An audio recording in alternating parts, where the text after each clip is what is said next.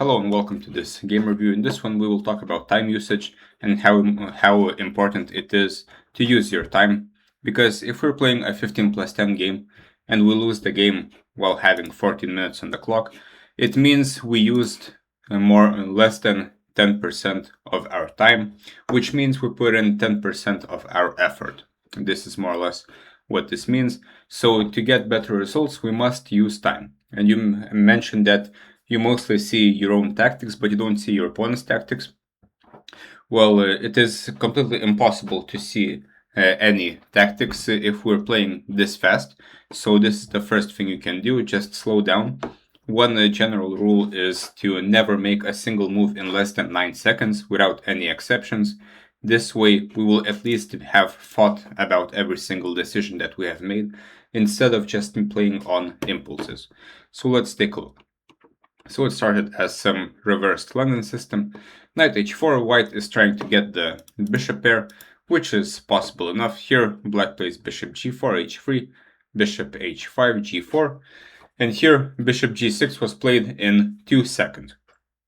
I understand this was preconceived and bishop g6 was the plan of this whole maneuver, but still every single move that we make is a decision and we have to look at it critically. And here bishop g6, of course, you can move the attacked bishop, but this is generally not what strong players do. When a strong player gets attacked like this, they first think about what can we attack. And here knight e4 is a great move, attacking the knight on h4. If here, then this would be great for black, as now we're threatening a lot of stuff and we are developed. Otherwise, white should probably go back, and now after bishop g6, we have saved our bishop pair. We can play h5 or something, and white has weakened his position.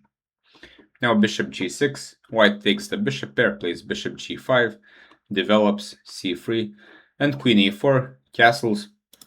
So this, of course, makes some sense, but probably we should get rid of this knight on c6, and one way to do this is to go to e7 by playing knight d7, because now, after finally moving the knight from the bad square on c6, we can finally use our c-pawn either to play c5 or c6. We can decide later.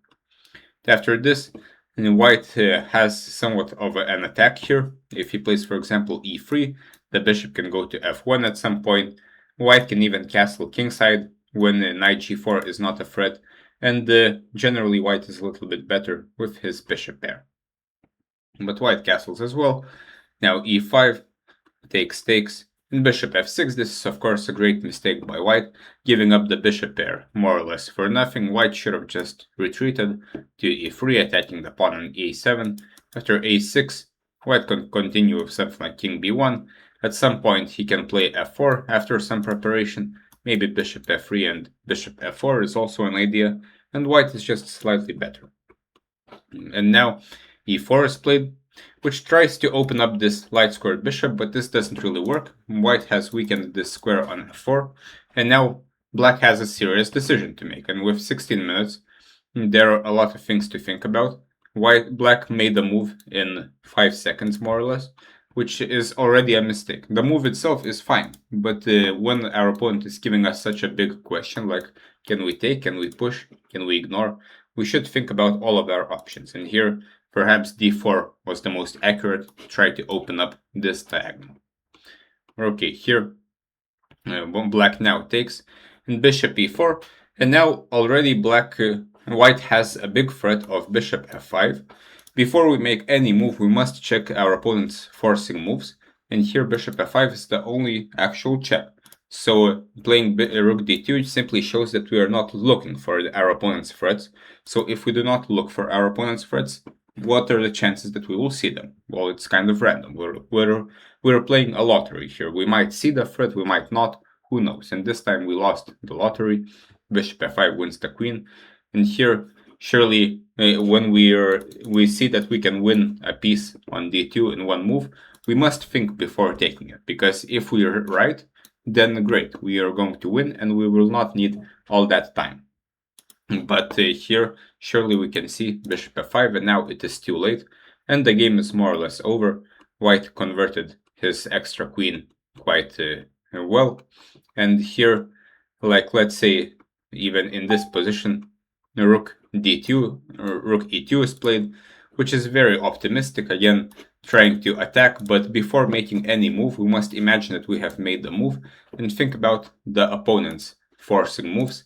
And here, the opponent had basically one check, or two checks as well, after rook e2, and one of them takes the bishop on h4. If black played something else, still he would lose, but this loses a little bit more quickly. And here, this is more or less the thing that we don't want to see.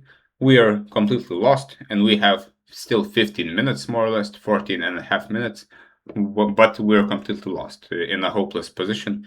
And this means that we did not fight in this game. This means that we just made random moves, and we did not really play chess. So I'm sorry for the honesty, but this is more or less what this means. And white converted quite simply by pushing his pawn. So hopefully next time you use your time, and if you just try to use your time, your results will be a lot better. So good luck.